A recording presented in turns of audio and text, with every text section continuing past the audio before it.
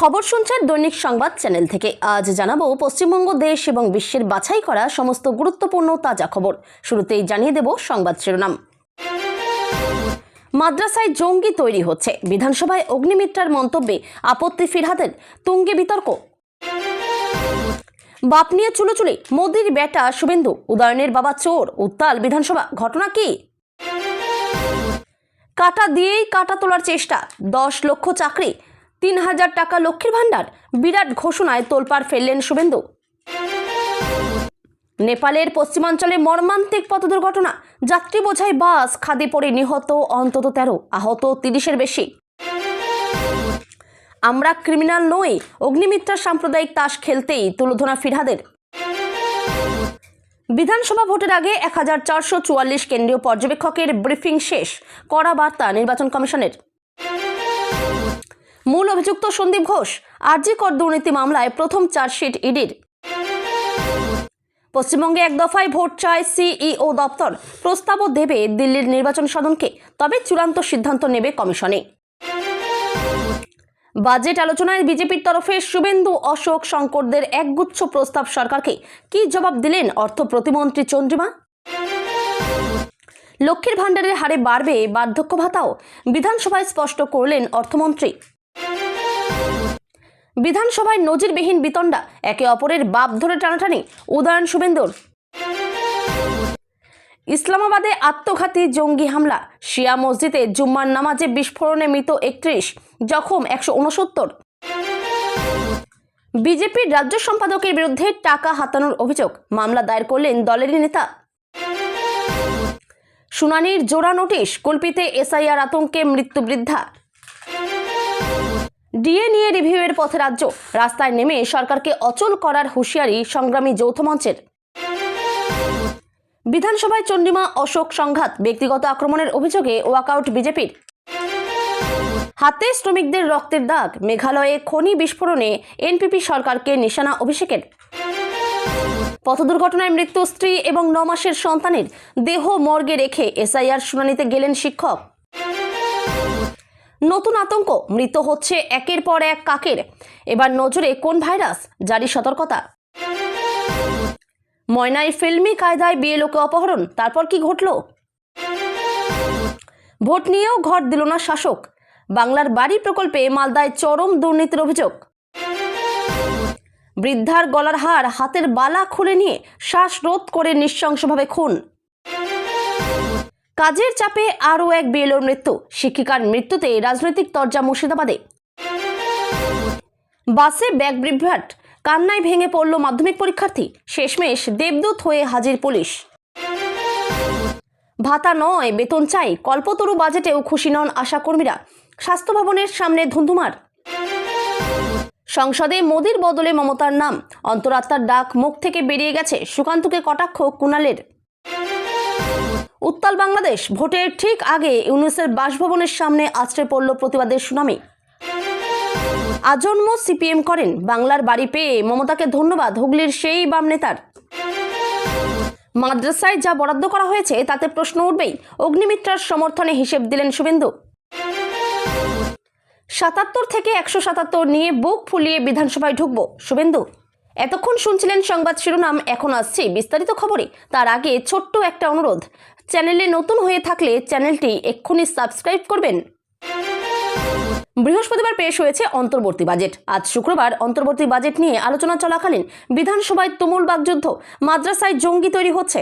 আসানসোল দক্ষিণের বিজেপি বিধায়ক অগ্নিমিত্রা পালের এই মন্তব্যে তার সঙ্গে তর্কাতর্কিতে জড়িয়ে পড়লেন রাজ্যের পুর ও নগর উন্নয়ন মন্ত্রী, কলকাতার মেয়র ফিরহাদ হাকিম। অগ্নিমিত্রার মন্তব্য, মাদ্রাসায় জঙ্গি তৈরি হচ্ছে, এর প্রতিবাদ করে ফিরহাদ হাকিম বলে ওঠেন, আব্দুল কালাম ক্রিমিনাল, ছি ছি ছি, বক্তব্য অবিলম্বে প্রত্যাহার করুন। এই উত্তপ্ত বাদানুবাদ বিধানসভার কার্য বিবরণী থেকে বাদ দিয়েছেন স্পিকার বিমান বন্দ্যোপাধ্যায়। শুক্রবার বিধানসভায় বাজেট সংক্রান্ত আলোচনা শুরু হতেই বিরোধী বিধায়কদের আচরণ নিয়ে পরিস্থিতি অশান্ত হয়ে উঠছিল। তারই মধ্যে বিস্ফোরক মন্তব্য করেন বিজেপি বিধায়ক অগ্নিমিত্রা পাল। তার দাবি, মাদ্রাসায় জঙ্গি তৈরি হয় কেন, সেখান থেকে একজন ইঞ্জিনিয়ার পাশ করে বেরোতে পারেন না? অগ্নিমিত্রা অভিযোগ তোলেন, রাজ্য সরকার এদের আর্থিকভাবে মদত দিচ্ছে। এসব শোনার পর তীব্র প্রতিবাদ করেন ফিরহাদ হাকিম। তিনি পাল্টা বলেন, সংখ্যালঘুদের আপনারা ঘৃণা করেন, সংখ্যালঘু মানেই অপরাধী নয়। স্বাধীনতা যুদ্ধে কত মুসলমান প্রাণ দিয়েছেন, ভারতের স্বাধীনতার ইতিহাস পড়ুন, জানুন। আপনার বক্তব্য উইথড্র করুন। আব্দুল কালাম ক্রিমিনাল, ছি ছি ছি। অগ্নিমিত্রা পরে সাংবাদিকদের মুখোমুখি হয়ে বলেন, আমার বক্তব্য রেকর্ড আছে। আমি বলেছি রাজ্য সরকার সংখ্যালঘুদের জন্য মাদ্রাসা শিক্ষা উন্নয়নে কত অর্থ দিয়েছে, অথচ এখনও কোনো মাদ্রাসা থেকে ডাক্তার, ইঞ্জিনিয়ার, IAS বেরোলো না কেন? আপনারা এদের ভোট ব্যাংক হিসেবে ব্যবহার করেন, আসলে মাদ্রাসায় অপরাধী তৈরি করেন। তাতে আপনার এত গায়ে লাগলো কেন? আপনারা বলেন বিজেপি মুসলমান বিরোধী, তা একেবারেই নয়। আমি শিক্ষার কথা বলছি। দেখান তো কবে কোন মাদ্রাসা থেকে ডাক্তার, ইঞ্জিনিয়ার তৈরি হয়েছে। বাজেট অধিবেশন চলাকালীনই বিধানসভায় চরম উত্তেজনা। তৃণমূল মন্ত্রী উদয়ন গুহ এবং বিরোধী দলনেতা শুভেন্দু অধিকারীর মধ্যে বাকযুদ্ধ চরমে উঠে যায়। সেখানে দুজনেই দুজনের বাবাকে টেনে আক্রমণে নামেন। আজ বাজেট বিতর্কের সময় বিজেপি বিধায়ক অশোক লাহিড়ী ওড়িশার উন্নয়নের উদাহরণ দিচ্ছিলেন। তার সেই বক্তব্যের মাঝেই উদয়ন গুহ মন্তব্য করেন যে ওড়িশায় বাঙালিদের উপর যে অত্যাচার হয় তার প্রসঙ্গ তুলতে। তাতেই বিজেপি বিধায়কদের বেঞ্চ থেকে শুরু হয় প্রবল হইচই। সেই সময় শুভেন্দু অধিকারী উদয়ন গুহকে উদ্দেশ্য করে বলেন যে আপনি তো নিজের বাবাকেই চোর বলেছেন। এই মন্তব্যে তীব্র প্রতিবাদ জানান তৃণমূল বিধায়করা।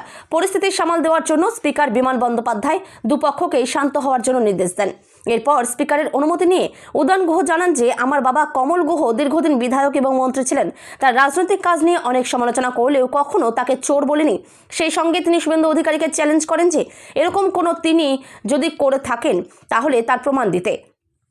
তারপরেই শুভেন্দুর বাবাকে ঘিরে উদয়নের আবার পাল্টা মন্তব্য ঘিরে উত্তেজনা ছড়িয়ে পড়ে। তিনি বলেন, আপনি তো শিশিরবাবুর ছেলে হয়েও নিজেকে মোদির বেটা বলেন, আসলে আপনি কার ছেলে? দুই পক্ষের স্লোগান এবং হট্টগোলের কারণে অধিবেশন কার্যত অচল হয়ে পড়ে। শেষ পর্যন্ত স্পিকার স্পষ্ট জানিয়ে দেন যে এই সংক্রান্ত কোনো মন্তব্যই কার্য বিবরণীতে রাখা হবে না। মুখ্যমন্ত্রী মমতা বন্দ্যোপাধ্যায়ের বিরুদ্ধে তীব্র আক্রমণ শানালো বিজেপি। রাজ্য বিধানসভায় পেশ হওয়া অন্তর্বর্তী বাজেটকে তোষণ রাজনীতির অতল গহ্বরে ডুবে যাওয়ার স্পষ্ট প্রমাণ বলে মন্তব্য করেছেন বিজেপির জাতীয় মুখপাত্র ও রাজ্যসভার সাংসদ সুধাংশু ত্রিবেদী। আরজিকর আর্থিক দুর্নীতি কাণ্ডে নয়া মোড়। প্রাক্তন ডেপুটি সুপার আক্তার আলীর বিরুদ্ধে গ্রেপ্তারি পরোয়ানা শুক্রবার বিজেপির তরফে দাবি করা হয়।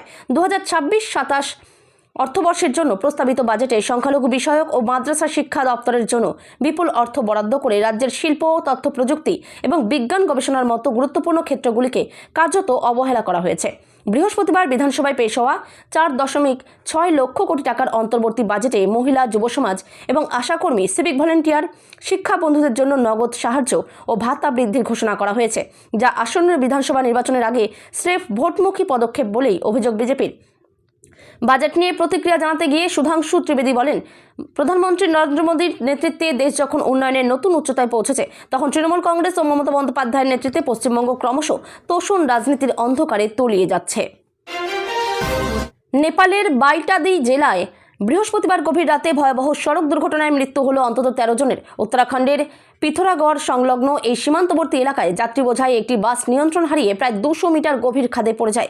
দুর্ঘটনায় গুরুতর আহত হয়েছেন অন্তত 34 জন। পরে চিকিৎসাধীন অবস্থায় ডাডেলধুরা হাসপাতালে আরও 5 জন যাত্রীর মৃত্যু হয়েছে। মৃতদের মধ্যে একজন মহিলা রয়েছেন। পশ্চিম নেপালের পুরো চৌদি 7 এলাকার বদগাঁও অঞ্চলে এই দুর্ঘটনাটি ঘটে বলে জানা গিয়েছে। দুর্ঘটনার খবর পেয়ে স্থানীয় বাসিন্দা, নেপাল পুলিশ ও সশস্ত্র পুলিশ বাহিনীর উদ্ধারকারী দল রাতভর উদ্ধার কাজ চালায়। আহতদের দ্রুত বাইটাদি ও ডাডেলধুরা জেলার বিভিন্ন হাসপাতালে ভর্তি করা হয়েছে। চিকিৎসক দল নিরবচ্ছিন্নভাবে চিকিৎসা চালিয়ে যাচ্ছেন এবং আশঙ্কাজনক অবস্থায় থাকা রোগীদের ওপর কড়া নজর রাখা হচ্ছে। উদ্ধারকারী বাহিনীর প্রাথমিক অনুমান, পাহাড়ি রাস্তা বেয়ে ওঠার সময় অতিরিক্ত বোঝাই বাসটির প্রেসার পাইপ ফেটে যাওয়াতেই নিয়ন্ত্রণ হারিয়ে এই দুর্ঘটনা ঘটে থাকতে পারে। তবে তদন্ত শেষ না হওয়া পর্যন্ত নিশ্চিতভাবে কোনো কিছু বলা যাচ্ছে না। এদিকে বেশ কয়েকজন আহতদের অবস্থা এখনও সংকটজনক হওয়ায় মৃতের সংখ্যা আরও বাড়তে পারে বলে আশঙ্কা করছে প্রশাসন। পুরো এলাকায় শোকের ছায়া নেমে এসেছে। বিধানসভার বাজেট অধিবেশনে নজিরবিহীন তরজায় তপ্ত হয়ে উঠল বিধানসভা। আর এই চরম বিতণ্ডায় জড়ালেন বিজেপি বিধায়ক অগ্নিমিত্রা পাল এবং পুর ও নগর উন্নয়ন মন্ত্রী ফিরহাদ হাকিম। অন্তর্বর্তী বাজেটের সংখ্যালঘু সম্প্রদায়ের উন্নয়নে বরাদ্দ বৃদ্ধি নিয়ে বক্তব্য রাখতে গিয়ে অনুপ্রবেশকারী এবং ক্রিমিনাল ইস্যু তুলে তৃণমূলকে নিশানা করেন অগ্নিমিত্রা পাল। সাম্প্রদায়িক তাস বিধানসভার অধিবেশনে খেলতেই তেতে ওঠেন মন্ত্রী ফিরহাদ। সরাসরি অগ্নিমিত্রার মুখের ওপর জবাব দেন ফিরহাদ। তাতেই উত্তপ্ত বাতাবরণ তৈরি হয় বিধানসভায়। বাজেট আলোচনার পরিবর্তে বিজেপি বিধায়ক এমন মন্তব্যে বিধানসভার গরিমা নষ্ট হয় বলে মনে করছেন অনেকেই। এদিকে সংখ্যালঘু উন্নয়ন এবং মাদ্রাসা শিক্ষার জন্য বরাদ্দ অর্থ নিয়ে তীব্র রাজনৈতিক সংঘাতের সাক্ষী থাকলো রাজ্য বিধানসভা। সেটাকেই আক্রমণ করে সাম্প্রদায়িক তাস খেলেন বিজেপি বিধায়ক অগ্নিমিত্রা পাল। এমনকি ক্রিমিনাল তৈরির কাজ করছে রাজ্য সরকার বলতেই উত্তাল হয়ে ওঠে বিধানসভা। বিজেপি বিধায়ক অগ্নিমিত্রা পাল বলেন, এই সরকার সংখ্যালঘুদের হাতে বন্দুক তুলে দিচ্ছে। এই সরকার মাদ্রাসা শিক্ষায় বাজেট বাড়িয়েছে। মাদ্রাসা পড়ার পরে কেন ডাক্তার ইঞ্জিনিয়ার হচ্ছে না কেউ কেন ক্রিমিনাল হওয়ার দিকে এগিয়ে যাচ্ছে। সংখ্যালঘু উন্নয়ন ও মাদ্রাস শিক্ষায় বাজেটে বরাদ্দ 10% বেড়েছে। তা সত্যিই শিক্ষায় নাকি অনুপ্রবেশকারীদের বাঁচাতে, নিজেদের রাজনৈতিক এজেন্ডা তৈরি করতে এসব করা হয়েছে? অন্যদিকে অগ্নিমিত্রা পালের বক্তব্যের তীব্র বিরোধিতা করে ফিরহাদ হাকিম এমনকি তুলোধনা করেন রাজ্যের মন্ত্রী। ফিরহাদ হাকিম পাল্টা জবাবে বলেন, সংখ্যালঘুরা ক্রিমিনাল নয়। স্বাধীনতা আন্দোলনে আমরা প্রাণ দিয়েছি, অথচ আপনারা আমাদের ঘৃণা করেন। আমরা ক্রিমিনাল নই। এপিজে আব্দুল কালাম কি ক্রিমিনাল ছিলেন? কাজী নজরুল ইসলাম কি ক্রিমিনাল ছিলেন? মুসলমানরা কখনোই অপরাধী নয়। আপনাদের লজ্জা হওয়া উচিত। এই দেশ সকলের, কোনো একটি সম্প্রদায়ের একার নয়। 5 রাজ্যের আসন্ন বিধানসভা নির্বাচনের আগে কেন্দ্রীয় পর্যবেক্ষক সংক্রান্ত গুরুত্বপূর্ণ কাজ সম্পন্ন করল নির্বাচন কমিশন। অসম, কেরল, পুদুচেরি, তামিলনাড়ু এবং পশ্চিমবঙ্গের বিধানসভা নির্বাচনের জন্য নিযুক্ত কেন্দ্রীয় পর্যবেক্ষকদের ব্রিফিং পর্ব শুক্রবার শেষ হয়েছে। ভারতের নির্বাচন কমিশনের উদ্যোগে এই ব্রিফিং আয়োজন করা হয়েছিল দিল্লির India international institute of democracy and election ম্যানেজমেন্টে। নির্বাচন কমিশন সূত্রে জানানো হয়েছে, 5 ও 6 ফেব্রুয়ারি দুদিন ধরে 3টি পর্যায়ে এই ব্রিফিং বৈঠক অনুষ্ঠিত হয়। মোট 1444 জন আধিকারিক এই কর্মসূচিতে অংশ নেন। তাদের মধ্যে ছিলেন 714 জন জেনারেল অবজারভার, 233 জন পুলিশ অবজারভার এবং 497 জন ব্যয় সংক্রান্ত পর্যবেক্ষক। ভোট পরিচালনার বিভিন্ন গুরুত্বপূর্ণ দিক নিয়ে তাদের বিস্তারিতভাবে অবহিত করা হয়। ব্রিফিং চলাকালীন পর্যবেক্ষকদের নির্বাচনী তালিকা প্রস্তুত, ভোট গ্রহণের প্রক্রিয়া, নির্বাচনী ব্যয়ের উপর নজরদারি, তথ্য প্রযুক্তি ও মিডিয়া সংক্রান্ত বিধিনিষেধ সহ একাধিক বিষয়ে প্রশিক্ষণ দেওয়া হয়। পাশাপাশি ইভিএম ব্যবহারের একটি সরাসরি প্রদর্শনীও দেখানো হয়, যাতে সরজমিনে কাজ করার সময় কোনো বিভ্রান্তি না থাকে। ব্রিফিংয়ের শেষ দিনে পর্যবেক্ষকদের উদ্দেশ্যে বক্তব্য রাখেন মুখ্য নির্বাচন কমিশনার গণেশ কুমার। তার সঙ্গে উপস্থিত ছিলেন নির্বাচন কমিশনার ডক্টর সুখবীর সিং সান্ধু এবং ডক্টর বিবেক যোশী। এই বৈঠকে পর্যবেক্ষকদের সঙ্গে একটি প্রশ্নোত্তর পর্ব অনুষ্ঠিত হয়, যেখানে বিভিন্ন বাস্তব সমস্যার উত্তর দেন কমিশনের শীর্ষ কর্তারা। আরজিকর মেডিকেল কলেজ ও হাসপাতালের আর্থিক দুর্নীতি মামলায় গুরুত্বপূর্ণ অগ্রগতি। দীর্ঘ তদন্তের পর প্রথম চার্জশিট পেশ করল কেন্দ্রীয় তদন্তকারী সংস্থা এনফোর্সমেন্ট ডিরেক্টরেট। শুক্রবার ইডির তরফে চার্জশিট জমা দেওয়া হয়েছে এবং তাতে মূল অভিযুক্ত হিসেবে উল্লেখ করা হয়েছে হাসপাতালের প্রাক্তন অধ্যক্ষ সন্দীপ ঘোষকে। তার পাশাপাশি অভিযুক্ত ব্যবসায়ী বিপ্লব সিংহ ও সুমন হাজরার নামও রয়েছে চার্জশিটে। এই মামলায় আগে সিবিআই সন্দীপ ঘোষকে গ্রেপ্তার করেছিল। বর্তমানে তিনি প্রেসিডেন্সি সংশোধনাগারে বিচার বিভাগীয় হেফাজতে রয়েছেন। সিবিআইয়ের করা দুর্নীতি মামলায় বিচার প্রক্রিয়া চলছেই। তার মধ্যেই আর্থিক তছরূপ সংক্রান্ত অভিযোগে ইডির চার্জশিট পেশ হওয়ার মামলার গুরুত্ব আরও বেড়েছে। বিপ্লব সিংহ ও সুমন হাজরাকেও এই মামলাতে সিবিআই গ্রেপ্তার করেছিল। তদন্তকারীদের দাবি, দুজনেই হাসপাতালের সঙ্গে যুক্ত ভেন্ডার হিসেবে কাজ করতেন। সিবিআই সূত্রে জানা গিয়েছে, বিপ্লব সিংহের সংস্থা মা তারা ট্রেডার্স আরজিকর হাসপাতালে চিকিৎসা সংক্রান্ত বিভিন্ন সরঞ্জাম সরবরাহ করত। অভিযোগ, নিয়ম মেনে টেন্ডার প্রক্রিয়ায় অংশ না নিয়ে একের পর এক বরাত পেত ওই সংস্থা। একই ধরনের অভিযোগ উঠেছিল সুমন হাজরার বিরুদ্ধেও। তদন্তকারীদের দাবি, এই বরাত প্রক্রিয়ায় বিপুল অঙ্কের আর্থিক অনিয়ম হয়েছে। অতিমারির আবহে 2021 সালে 8 দফায় বিধানসভায় নির্বাচন হয়েছিল পশ্চিমবঙ্গে, যা নিয়ে সমালোচনার মুখে পড়েছিল নির্বাচন কমিশন। তৃণমূল নেত্রী মমতা বন্দ্যোপাধ্যায় কমিশনের সিদ্ধান্ত নিয়ে প্রশ্ন তুলেছিলেন।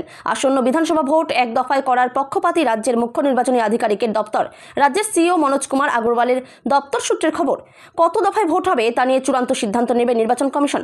তবে সিইও দপ্তরের কাছে জানতে চাইলে তারা 1 দফায় ভোট করানোর প্রস্তাব দেবে। সিইও দপ্তরের এক আধিকারিকের বক্তব্য, 1 দফায় ভোট হলে অসুবিধার কি আছে? আগেও এই রাজ্যে 1 দফায় ভোট হয়েছে।